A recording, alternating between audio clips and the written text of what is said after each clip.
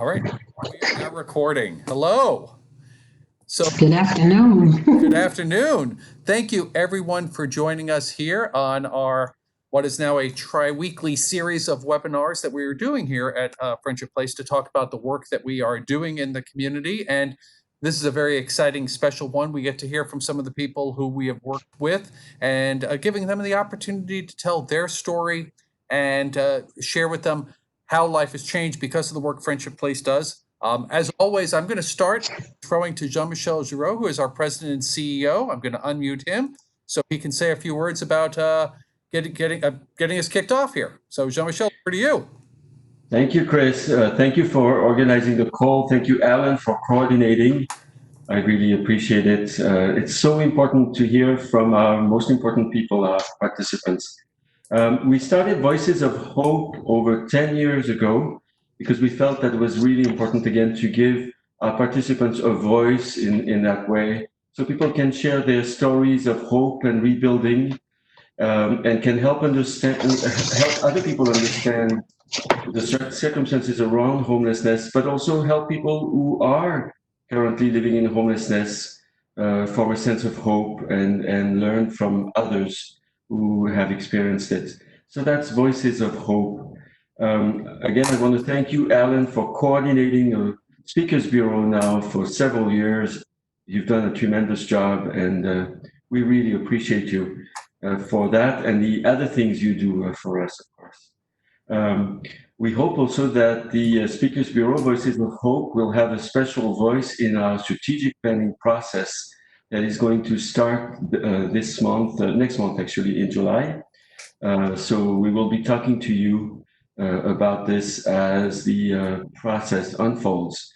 We have selected a consultant and we're really excited about planning the next 3 to 5 years for Friendship Place with, as usual, the most important people, the participants at the table with their voices heard, helping us make these decisions that are going to be key for Friendship Place. As you know by now, this is the way we work at Friendship Place. We're a very inclusive community.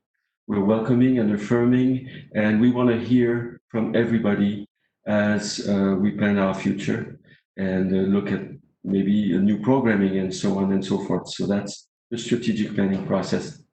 I don't want to go on too long, but we have 3 great speakers today on the line with us, Cornelia, Michael, and Alan. They will each share their stories, and then we will leave quite a bit of time actually for your questions, because we always find that your questions are really interesting and we want to have a conversation today. So thank you again for being on the call with us.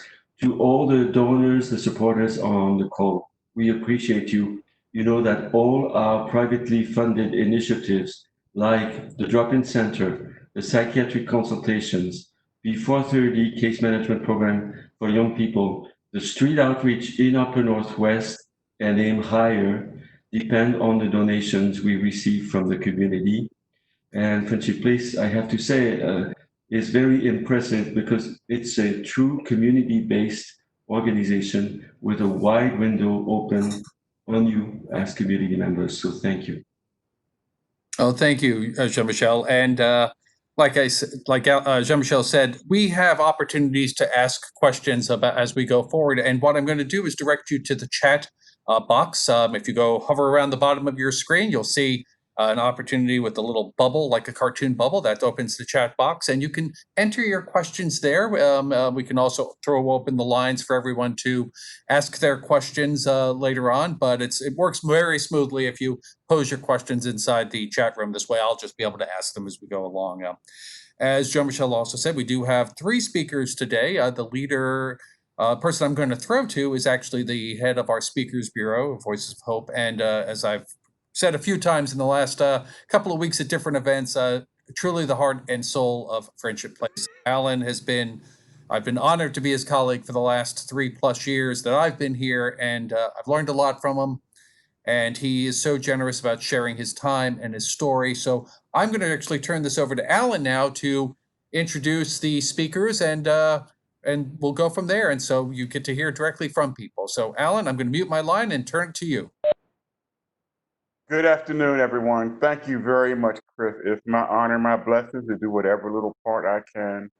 I'm, following you and following some other people who have led before me. My name is Alan. I am the communication associate. That's a fancy way of saying I try to encourage people to help other people. We have, like Chris said, we have three speakers. We have Mike, Cornelia, and myself. And we're going to speak briefly about our experience and how Friendship Place helped us move forward. Question, excuse me, excuse me. Question answers are very important with me. That's the best way to learn is to ask a question. So if no one volunteers to ask the first question, I will figure out how to call somebody out. So be ready to ask the first question. The purpose of the Speakers Bureau, our mission is to give that human face to the word homeless. A lot of people know what it looks like and have heard stories, but they haven't really heard from the actual people who have unfortunately had to live through the storm of homelessness.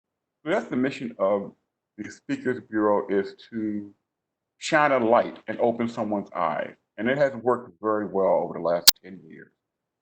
We're going to start with Cornelia. She's going to tell a brief story, and then I'll go next. If Mike is up, he'll go after Cornelia, then I will come in. And again, questions mandatory.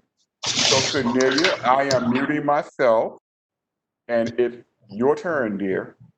Okay, good afternoon, everyone. My name is Cornelia, and my story is, I guess, the non-typical version of becoming homeless. Um, I relocated here from South Carolina in 2015 to Southern Maryland, and my daughter and myself, I was employed, paying rent and so forth. And once my daughter reached 12th grade and graduated, she went on to Georgia State to live with her grandparents.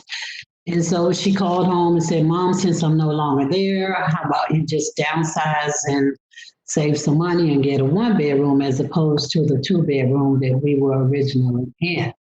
And so I went to the rental office, just normal, and shared with them my request. They said, okay, fine. So two different women I spoke with on two different days, and they both treated me very differently. The first lady, she was white, and she said, yes, we have three available units for you that you can check out, but I need you to come back on maybe 2 days later. And she was not there. Another Black woman was there, and she said, well, I'm only going to show you these. These meant that they were the higher end one bedroom apartments, which were more than my two bedroom apartment. And since there was no rent control in that area, well, that meant that my rent of the unit that I was originally in was going up. So I'm trying to scramble around and beat this deadline, and it just didn't happen. So because of someone else's action in the rental office and refusal to rent to me based on my income and my circumstances and so forth, I ended up having to put my belongings in storage. And from there, I went to my car to sleep. I stayed with my daughter in Washington for a few days. So I was what you would call a couch surfer. And that didn't work. So I felt like, well, I'll just stay in my car and so forth. I wasn't accustomed to having my children take care of me. It's always supposed to be the other way around. But nonetheless, I saw how it worked. It didn't work for me. And so for about 7 months, I stayed in my car. I slept at the VA hospital in the parking lot where there was a gate. It was gated, and there was 24-hour security patrol. So I felt safer there than just out on the streets of DC as a single woman. And I went into the hospital to, use the restroom, things of that nature. And right down the street, there was a community resource referral center. We called it the CRRC. I went in there, and from there, they had computers and referrals to resources in which I could utilize. And during that process, they put me in touch with Friendship Place. And with Friendship Place, I did an active search for my unit. I found a unit. Friendship Place stepped in to pay the first month's rent and the security deposit. They made sure that I had a brand new bed, and also my moving. They were able to pay for the movers to move my belongings from Southern Maryland to Washington, D.C., which is where I'm presently at now. And that is what they did for me. That's it. Thank you very much, Cornelia. As you heard, so much more goes into just giving someone a place to live. Those deposits that are necessary. The biggest thing that I heard from Cornelia is that we helped her move her things from storage to the apartment. Movers can cost $600. Plus, if you live up some stairs and stuff. So thank you very much for that, Cornelia. Is Mike here? I think Michael is in the room, but he seems to be having a hard time hearing people. I gave him the phone number if he wanted to try to dial in. Maybe. Okay. So, Alan, if you want to go next, perhaps that'd be the best way to go. All right, cool. Hello, everyone. Again, my name is Alan, and it is my honor and my blessing to be on this call today, in this brave new world, as I call it. So I'm happy to be here with all of you. Thank you all for joining. My story is years long, but I only have a few minutes, so it's going to get compressed. I am one of the people in America who I say that I never saw homelessness coming. I state that because there was a time in my life where I was extremely materially and financially secure. A combined income of $200,000 a year. I had a home built down in Chesapeake Bay. Owned a boat, or should I say a boat owned me. My career was in federal law enforcement and diplomatic security. I helped to protect 2 presidents. I served 5 years as a federal police instructor. I worked with the State Department, the Department of Justice, the Marshal Service, and a lot of other stuff. When I stopped working, I held a sensitive top secret security clearance, which gave me the ability, to work anywhere I wanted to. So that's where I was before. All during that time, I suffered from the disease of mental illness, specifically major chemical imbalance depression in my case. A disease I struggled with all my life, had it affect my entire life to the point where it finally took my entire life. I had been able to balance my personal and professional life, but my father's sudden death just took over and I really sunk. It started affecting my work performance. I started being late for work, stopped going to work, and finally it got to the point where I stayed in the bed for about 3 months. Not getting about dreading the rise of the sun. I was a person who was praying out loud, please God, don't let the sun come up. That's another day I gotta exist through. It was that bad. And unfortunately, that's not unique. There are still millions of people who wake up every day and want the day to go away. We're doing a lot better with our response, but unfortunately, it's still there. So with all of that, I lost everything. I lost my job. I lost my home. And at the time, I was living in an apartment by myself. My illness had taken all that stuff you heard before away. My marriage of 19 and a half years, my home, all those toys were gone. So at the time of my father's death, I lost that and I'm by myself. I lost my job and wound up putting everything I owned in storage. Knew I wouldn't be able to pay that bill, but I didn't want my stuff put in the street, so I put it in storage. That's the last I saw it. When it happened, I lost a lot materially, but the things that meant the most had zero material value. I lost my baby book. I lost my train set that I played with my father when I was 6 years old.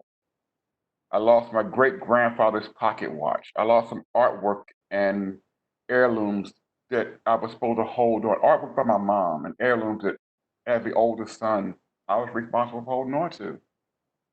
I bring it up because when you see someone dragging that suitcase behind them, the reality of the world is, yes, some people are just carrying around some junk. And that's the reality of the world. I'm very real about this.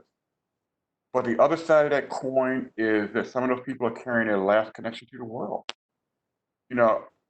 If I hadn't really actually known what was happening to me at the time, some of those items would have never gone into the storage unit. They may not have survived because I experienced homelessness for 6 years, but they would have never gone into that storage unit.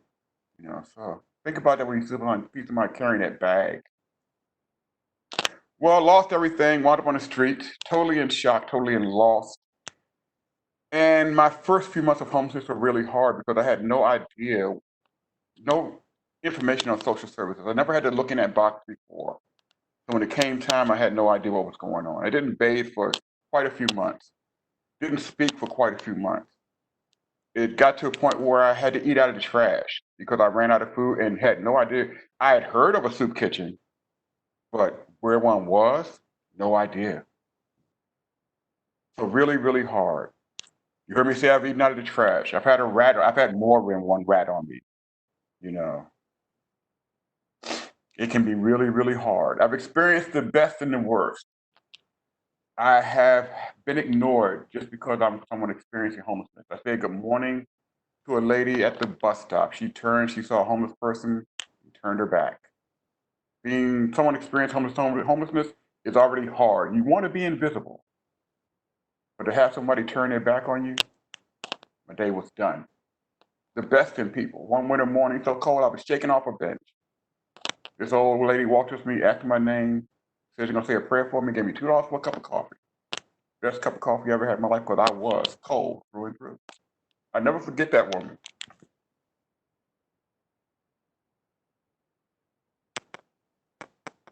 So yeah, hard storm, hard for years. Then one day, I'm really shortening this up for y'all. Then one day, along came an organization called Friendship Place.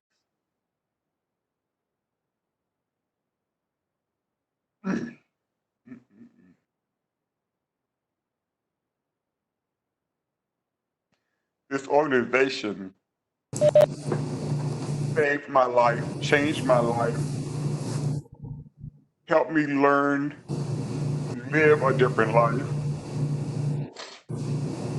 helped me to learn to appreciate what are the most important things in life, and then gave me the opportunity to put all of that into practice. I had so much before.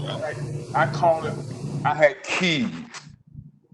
Well, I lost those keys, and I honestly believe that I would never have them again. So when I first started volunteering here, after I received housing, to be given the keys to the office and being told, yes, Alan, you have worth, which is one of the first things you lose is your sense of self-worth. How can I be worth anything? I'm eating out the trash. But to have somebody tell you have worth, the keys, woo! Lord have mercy.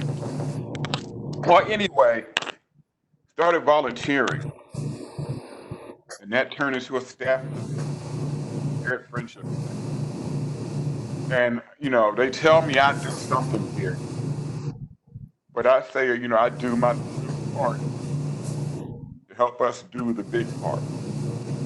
My story is really, really good, but if my story was the only story that came out of Friendship Place, it wouldn't be that big of a deal. But my story is just one of hundreds. Watched a concert, and a gentleman named Lawrence, he stated that this organization works with their heart. And I've been telling people that for 10 years. And to hear him say that, I sent out an email yesterday, and it makes me feel so good to to know that we are still Friendship Place. I gotta stop now because the emotions got me. And I want to make time that y'all have time to ask all the questions, questions about homelessness in general, Cornelia's story, my story. It's your turn. And don't make me call you out. I'm done. Thank you, Chris. Thank you, Alan. Thank you for sharing. I know that's hard, and it's powerful to hear. I'm going to take my microphone off. I Thank you, think Mike. Cornelia and Alan, for sharing so Yes. generously. We really appreciate it. You're Yes. welcome, sir. You're welcome. It's why I'm here. Alan, I think Michael is available now. I think Michael is here. Michael, are you on? Okay. Maybe he's not. Hummer. Michael, is that you online? Is this you talking? Yeah, Michael? that's me talking right now. All Okay. right. Hey, good morning, Mike. Good morning. It's your turn, brother. You got 10 minutes. Go for it. Wow. Okay. Kristen, Jean, thank you very much. Alan, thank you. Everyone, my story is pretty much like this. A few years ago, I suffered a major trauma that laid me up in the hospital for about 9 months. About 12 months ago, I was about 87 pounds. They didn't know what was going on, but I was going through separation from my family. Was having a really hard time adapting. I'm a war vet. I did 2 tours in Iraq and Afghanistan. There's just a lot of things that happened in my life that it was very life-changing. And one thing about soldiers, we learn how to adapt and overcome. And I adapted on the streets of Washington, D.C. I was homeless. I wasn't eating out of trash cans or anything like that, but I had no foundation. And I was desperate. I have 2 daughters that mean the world to me, and I needed to figure out a way to get back in that. So the Veterans Administration in Washington, D.C. says, hey, I know of an organization called Friendship Place, and I think they could really, really help you out. And I'm like, yeah, you hear these stories, you go in, you do all the paperwork, you don't hear anything from anybody. Months go by, 6 months go by, you're still sleeping on the street, no communication. But, with me, Friendship Place changed my life. I didn't know they were really for real. I was like, okay, you go visit with your case manager, every week, and everything's honky-dory. Yeah, we'll go see this place. But, you just figured things just kept just rolling on and rolling on and rolling on. And with Friendship Place, it wasn't like that. I had an awesome case manager. We met every week. We even went through a budget program. She got me into groups of people who to talk to. If I ever am feeling low and I need to call someone. Friendship Place was there every step of the way. From me being on the bench into a beautiful luxury apartment in Northeast Washington, D.C. And here I am 9 months later in my apartment with food in my cupboard. Well, I can tell you this, when I first got the keys to the apartment, I have a balcony. I didn't even sleep in the apartment for a whole week. I slept out on the balcony. because I was just so used to that. But eventually I started moving in and started feeling more of being at home. I think one of the things that I think friendship really, really puts out there is hope. It's one of the things Michelle Obama says, you can't change unless you have hope, but you have to find that hope. And Friendship Place was that hope. I had no foundation. Friendship Place helped me build that foundation. Now my daughters come down here every other weekend. We've rebuilt our relationship. They've seen a big change in me. I've been clean for over 5 years now. I just finished my peer support specialist certification at Catholic University. I plan on helping other veterans that are suffering from the opioid addiction and suffering from homelessness. I'm a big advocate for that. But one of the things I'd like for you all to know is that, as Alan said, when you're walking down the street and you see that homeless person, why don't you think about this one time? That homeless person may have a bronze star, may have a silver star. He may have been pulling his brother out of the foxhole that just got blew up just to carry him home. I mean, these guys have gone through a lot. We've gone through a lot, but we need help. We can't get the support out there if we don't have you. We need you guys. And I can't stress it enough to Chris and John and Alan that, it's hard for me to tell my story. I tell my story a lot to people. I help a lot of veterans out with their opioid addiction right now. And it's very serious to me. This whole thing with the whole pandemic of the COVID-19, well, in my opinion, the ones that were forgotten during the COVID-19 was our homeless vets. Where were their masks? Where was their hand sanitizer? Where was their food coming from? Friendship Place. That's where I would go, because that's the support we can get there.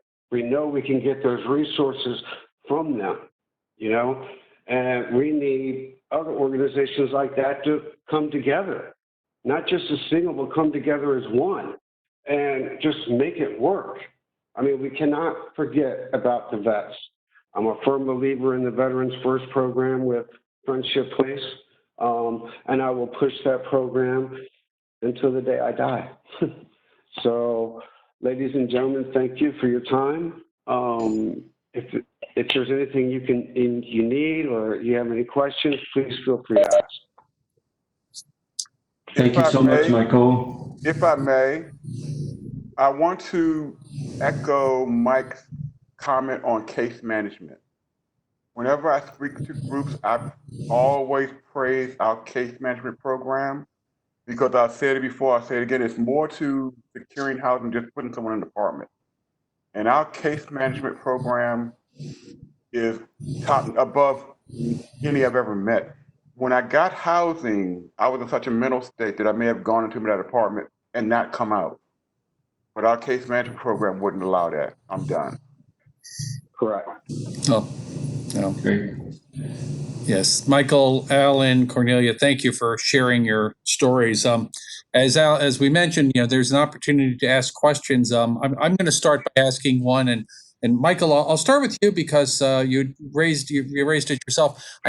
What does giving you all give so much back to the community? I mean, what reward do you get, Michael, out of doing that? How does that benefit you?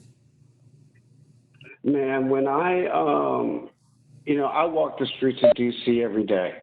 And when I see a homeless person, I don't walk up to that homeless person and say, hey, are you a veteran?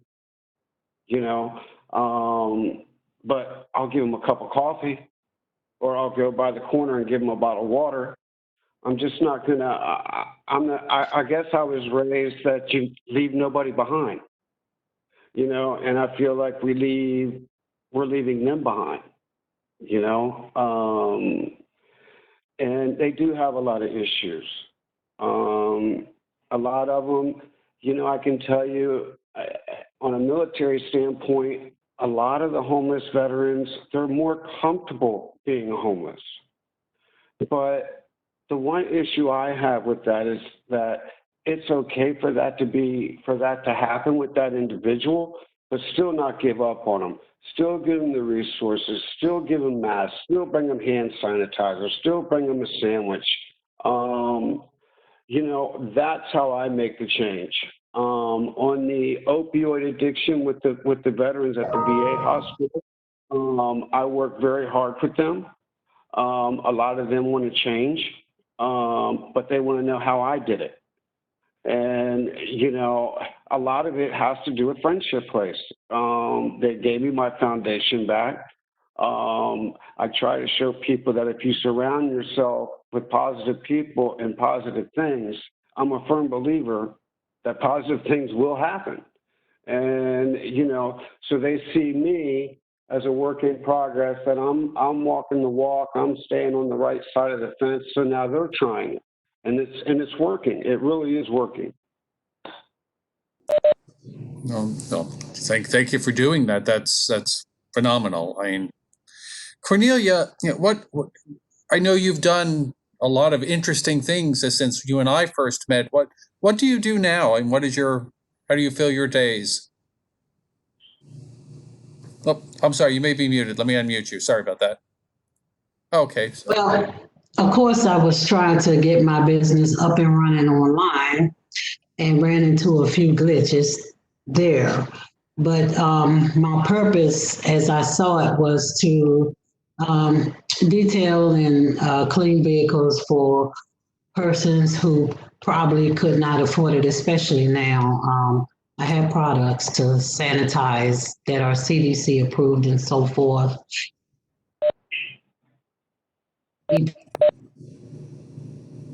Couldn't get couldn't get online like I wanted to. In terms of other veterans that I see outside on the street, if I have money in my pocket, I may treat them to something. It's not that often, nonetheless. But I think that by me speaking now, I'll probably do a better service to them, making people aware that yes, there are veterans out there on the streets, and mixed in with regular civilian population as well. Nonetheless, everyone needs help, and they don't choose it a lot of times. Life happens to people, and how we choose to deal with it one way or another determines the outcome. And that's what really makes the difference. As far as my day, I try to stay active, exercise and things of that nature, riding a bicycle, just clearing my mind and so forth, maybe some studying here and there. No, thank you. And you know, Alan, when we first started working together 3 years ago, we went out and I asked you, so you know, what does one do? What should one do when someone comes across someone who's living on the street? And you told me some profound things, and I think it's always worth revisiting. I mean, what do you tell people when they ask? You know, so when you find someone living on the street, how do you react to them? How do they treat? And so if you could tell us from your point of view again, I found that very moving. That first Absolutely, time. Chris. One question that we come into is, what do I do? And the first thing I tell people is say good morning. If it's someone experiencing homelessness you pass every day on your way to work, just say good morning. You don't have to break stride, you know, and see what happens. You never know who you're going to meet. One of the first things I learned when I started communicating with people that it's happening to everybody: teachers, lawyers, musicians, doctors. life is happening to a lot of people. You can do it everything right, and still it'll get you. Um, People ask, what should we do when people experience homelessness? Ask us for money, and they say we don't want to give money because they'll use it for drugs and alcohol. And we tell them, yes, person A may use that $2 for drugs and alcohol, but person B may use that $2 to make a phone call to get them back in touch with family or in touch with an employer that could lead them off the street. Once you give it, don't carry the weight of what they may do with it. Yes, sometimes they may use it for a beer. And sometimes at the end of a hard day being homeless, you need a beer. Damn. And it's just like that. Sorry about the cuss word. But give from your heart and let it go. Um, be open to have a conversation if you have time. And don't just talk about homelessness. People experience homelessness want to talk about the birds and the movies and the baseball game and the last book they read. We live homelessness, but we don't want to talk about it anymore. I'm done, Chris. Back to you, Chris. Yep, sorry, I had myself muted there. Alan, you'd mentioned too, and actually, I think all of you had mentioned, talking about how you rebuild with family members, and I was wondering if, you could share a little bit about how you've started building those bridges again. And before you start, Alan, the question is from me, of course. As some of you know, my brother was homeless here in Georgetown years ago. So I just wanted to see if the three of you could talk about this, how important it is to rebuild with family members and what it brings you when you do. Okay, I'll take it first, and I'll be brief. Um, you heard me mention that I was giving back the things that were most important to me, and family was number one on the list. My personality and mental illness did not allow me to appreciate family. I loved them, but I didn't quite know how to appreciate. So I lost them for 5 years and 10 months. Um, when I was reunited with my family, I had to get together with everyone, because I have a very large family, and explain to everyone, what happened and get them to understand that it wasn't that I made a conscious decision to drift away. It's just because of my mental illness. That's what happened to me. No one was angry. It was all hugs and kisses. My daughter, who is the most real person in the family, said, "Welcome home, Daddy. Don't do that. You know what again." So I got the message from Lisa. um, but I cherish my family today. There was a day one day on the street when it was really, really dark. And I was thinking about things that were gone. And I said out loud, I guess I'll never see my kids again.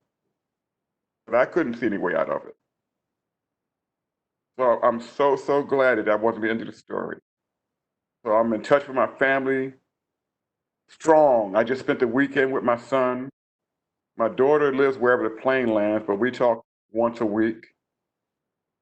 If things got bad, I could go live in my ex-wife's basement behind a water heater. I've learned so much that I know I'll never be on the street again. I have a net. So I'm done. Thank you. Thank you, Alan, for sharing that. Michael, I think you had mentioned your family as well. I mean, are you back in touch with them? Oh, let me unmute you here. Sorry. It was a rocky road in the beginning because I had a lot of barriers. I had a lot of walls up. But I knew for me to get my family back that I had to get myself back.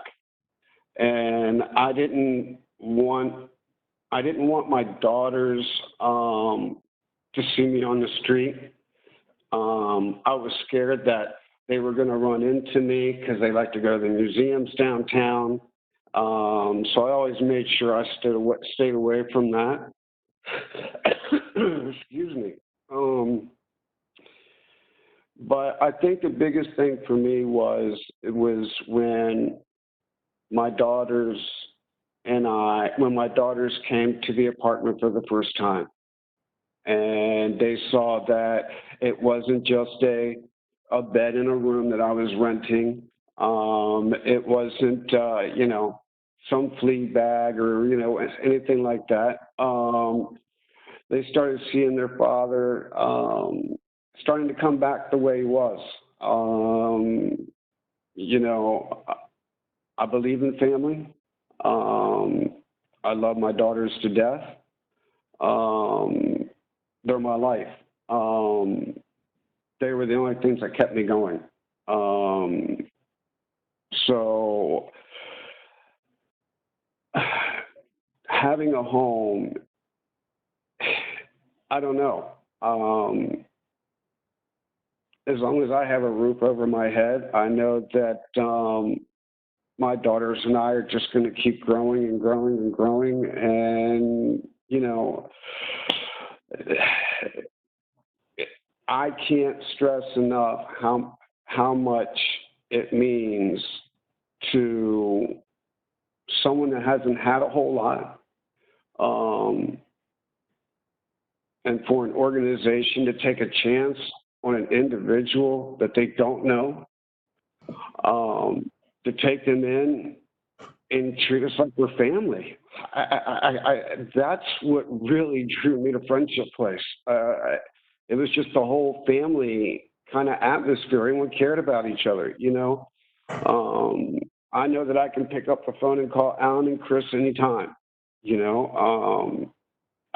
that's what I mean by getting yourself back into the home and, getting your priorities back straight, getting your mind clear. That's what it's all about, once you have a foundation.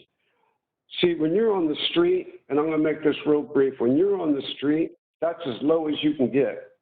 You're already down as far as you can go. So now what do we need? We need a new foundation. And my apartment is my new foundation. And that's how I look at it. I have to look at that, okay, I was given an opportunity. They gave me a foundation. Now, what are you going to do with it, Mike? Are you going to start weaning off and going on the left side of the fence, or are you going to stay on the right side of the fence and keep on moving? And I think not having the worriness of, oh my God, can I pay the rent this month? Or how am I going to get this done and that done? That stress is gone now. And now you can more concentrate on yourself and your family. That's pretty much all I got. And as Alan would say, I'm out. Thank you. Cornelia, anything you wanted to add there? Backstory as to how I ended up relocating was enough to scare the living daylights out of my family. And like my brothers and sisters, my siblings. But as far as my 4 children, they knew and understood what was going on and how all of this happened, because I've always been an open mother to share these things with them, and I never hid anything nor sugarcoated. And so for my brothers and sisters, they took it as an embarrassment to them. I wasn't embarrassed because I knew the trueness of what actually happened. So with my 4 children, I have, we've always communicated. I have 4 children. I have 3 grandchildren. My son just recently had his wife gave birth to a son. So I have a new grandson. And they got married about a year ago. So we've had weddings and everything went on. And it did not affect them in terms, they just looked at me and said, well, Mom, what are you going to do? And I said, well, I'm going to do what I have to do. And so I did. But there was never a lack of communication with me and my 4 children. It was mainly with my brothers and sisters. They knew that I wasn't on substance or anything like that. They knew I wasn't out in the streets living some type of risque lifestyle. But because of the nature of the backstory, it scared them. And so they were like, no, because whatever happened to you may happen to us. And so that's pretty much it. Thank you. Thank you all for sharing that. We did have one question that someone has posed in the chat box. Can you talk about any barriers you may have when looking for work, and how did you overcome that? I'll go with that one. Again, because of my backstory and what was put into place, I was barred and blocked from regular employment, and I was steered into detailing and car washing. But then when I succeeded at that, then again, I found myself blocked yet from even getting my business up and running online. So yes, that's a barrier. And to the public or our guests, cause and effect, real quick. You don't have to have done anything wrong personally, but sometimes a person who was reared a certain way has a certain mindset towards a certain culture of people. And then they in turn put something in motion that will actually turn around and affect the individual and turn their whole life upside down. So that is beyond my control. That's my barrier. I, I'm qualified, I'm marketable to work in regular jobs. I've got no administrative write-ups, but I'm still blocked from having the lifestyle that I'm supposed to have. Thank you for sharing. And I meant to say earlier, congratulations on your new grandchild. I should have said that. Yeah, thank Yes. Um, Alan, Michael, anything you would like to add about employment? Well, for me, I really didn't have a real big barrier with employment because with my military background and what I did in the military, getting into private security, executive protection, that kind of stuff, I didn't have a real big issue with. But the opioids is what took over me, so I had a hard time getting back into work, getting back into shape. And then, when I went through the homelessness, I felt like I had a new calling, and that was to help out my fellow brothers and sisters. And that's what I do now. I advocate for the homeless veterans. That's what I'm all about. For myself, is when I got to a point where I started looking for work, there are barriers that you run into. For one, if you put down the address of a shelter, there are a lot of stereotypes that pop up because they say, okay, I'm not going to hire someone experienced in homelessness because they're lazy or on drugs or going to steal or dangerous. So many negative stereotypes. You show up for interviews, with the wrong clothes because that's all you have. I went to interview in jeans and a t-shirt because that's all I had at the time. You know, Communication is an issue. So a lot of times you don't have a phone. So if I say, okay, I'll give this person a shot, they couldn't reach me because I didn't have a phone. But so many of us persevere. And I want to share that most people who are experiencing homelessness do work. A lot of day labor jobs, temp jobs to pay minimum wage. And it's not enough to work yourself out of homelessness. It's survival money. So we work, we just don't make enough. Thank you. Someone else asked a question. What can the community do to help folks such as yourselves or help Friendship Place? Be a voice. Take what you have heard today and pass it on. There'll come a time when you may be in a group of friends and they may be making a joke about somebody who's experiencing homelessness. And I always tell them, especially the youth, be brave enough and daring enough to say that, wait a minute, yes, sometimes people make mistakes that lead to homelessness, but in the vast majority of the case, it's something that can happen to you. It can happen to me. It can happen to you. Make sure people know that. Be a voice in the government. When you vote, see what people are saying about their stand on solving the issue of homelessness. All these neighborhood websites and things that are out there, be that voice, yell and scream, and mainly let people know that it can happen to anybody. There was a time when you had to be a bad person to wind up on the street. And even some bad people had a place to live. Today, I guarantee you, I've been through the storm of homelessness twice, and I'm not immune. I think that's such a great point, that there's so many things we can do with our voices. Let the government hear about what we need to do, what they need to do, how we can help people who are in need. So I think that's very valuable. Thank you. Cornelia, Yes. add about how the community can be of assistance? Speak to the policymakers who have the authority and the power to make a difference. And let them know that homelessness would not occur if we collectively as human beings would get together and satisfy those basic needs of humans and individuals.